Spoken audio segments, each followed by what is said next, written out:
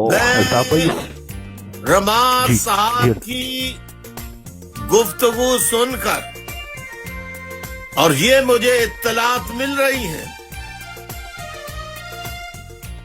کہ دوبارہ سے پرانی کہانیوں کو دہرایا جائے. پہلے 64 میں، پھر بشرا زیدی کے وقت، اور پھر اس کے بعد علی گڑھ قصبہ کالونی کا جو واقعہ ہوا اس کے بعد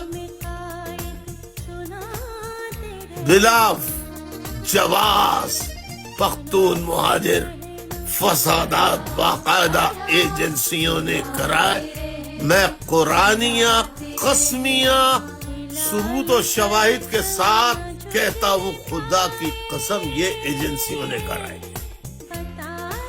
اور اب اس وقت ڈمپر لوڈر، دیکھیے پوری دنیا میں نے مثال دی تھی جب یہ معاملہ پختون مہاجر کا بنایا جانے لگا تو میں نے خطاب کیا تھا جس میں میں نے کہا تھا کہ جتنے بڑے بڑے ٹرالرز، ڈمپرز، لوڈرز، اس قسم کی مشینری ہوتی ہیں پورے ویسٹ میں جگہ جگہ ایسے 2 پول لگا دیے جاتے ہیں کہ جس میں سے صرف کار نکل سکے. وہاں کوئی ڈمپر لوڈر آ بھی گیا تو وہ وہاں سے آگے جا ہی نہیں سکتا، نکلنے کا راستہ ہی نہیں ہے. اسی طریقے سے ہائی ویز پر ان کے لیے لیفٹ لائن بنائی، میں یہاں کی بات بتا رہا ہوں، لندن کی یا یو کے کی لیفٹ لائن بنائی گئی ہے. لیکن یہاں پر بھی ڈمپر لوڈر کے بعد اور بڑے بڑے ٹرالرز وہ پہلی 4 لائنیں ہوتی ہیں تو پہلی لائن میں لے آتے ہیں، لیکن وہ ان کا فوٹو بھی کھنچتا ہے، جگہ جگہ کیمرے لگے ہیں، اور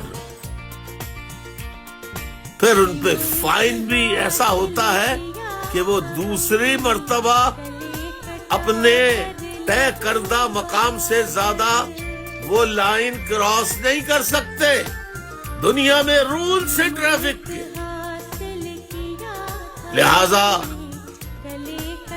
ڈمپر لوڈرز، بڑے بڑے ٹرالرز، اس کا کوئی روٹ طے کیا جائے، چھوٹے علاقوں میں ان کا داخلہ کیا جائے، اور ان کے لیے مخصوص ٹائم جیسے پہلے ہوتا تھا، پہلے باقاعدہ مخصوص وقت میں ان کو رات کے بعد اجازت ہوتی تھی نکلنے کی. اسی طریقے سے میں عوام سے بھی اپیل کروں گا کہ وہ ایجنسیوں کی باتوں میں آ کر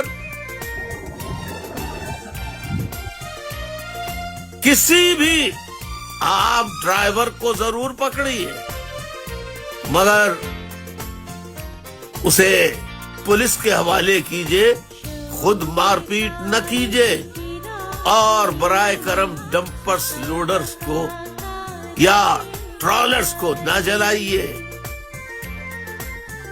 اس میں جو لوگ ایجنسیاں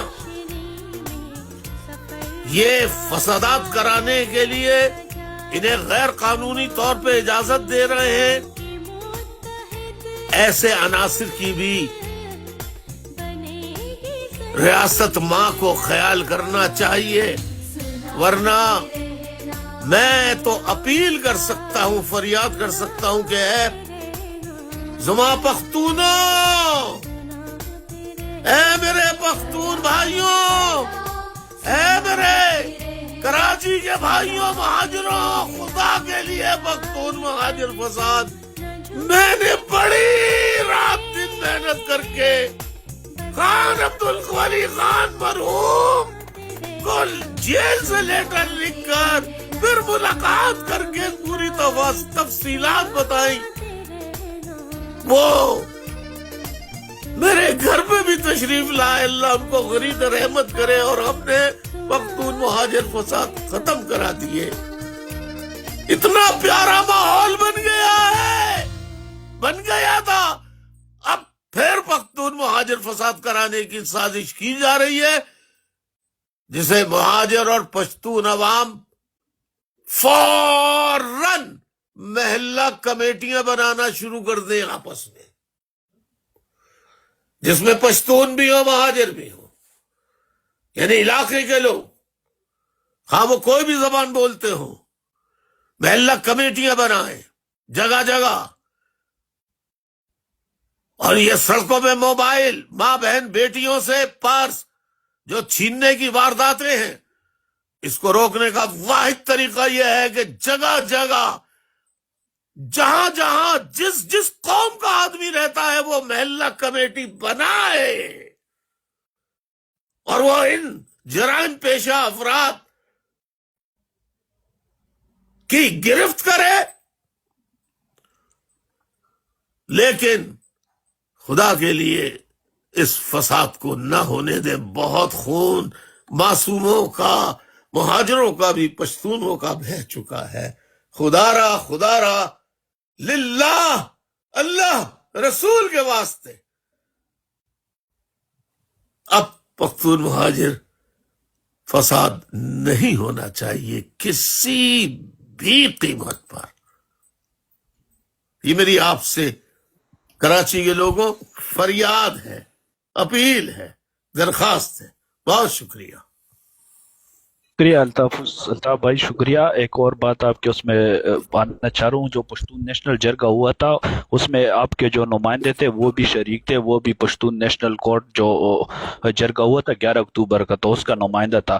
تو میرے خیال سے وہ بھی کراچی میں جائیں گے کل, میرے خیال سے ان کی روانگی ہے. تو یقیناً آپ نے ان کو ہدایت کی ہوگی جو ساتھی ہے کراچی میں, تاکہ وہ اس معاملات کو خود دیکھے, کیونکہ وہ ہی اصلی قومی نمائندہ ہے. بالکل دیکھیں گے. پختون جرگہ میں یہاں پر نام نہیں لوں گا, ابھی تو وہ چھوٹ کر آئے ہیں, ان کو گرفتار کر لیا تھا اسی بنیاد پر, کیونکہ وہ تو بہت جانثار ساتھیوں میں سے ہیں. الطاف حسین کا نظریہ کوئی مہاجروں کے لیے نہیں ہے سر, پشتونوں کے لیے, پنجابیوں کے لیے, سندھیوں کے لیے, ہزاروال کے لیے, گلگت بلتستان کے لیے, مظلوم کشمیریوں کے لیے, پارا چنار کے مظلوموں کے لیے, سرائی کی عوام کے لیے, سب کے لیے الطاف حسین کا نظریہ ہے 2% ڈاکوؤں سے نجات, 98% غریب مظلوم کی حکمرانی. بہت شکریہ. بہت شکریہ حافظ بھائی. آپ سے بھی ریکویسٹ ہے کہ الطاف بھائی نے جو میسج دیا ہے پلیز آپ بھی اس کو اپنے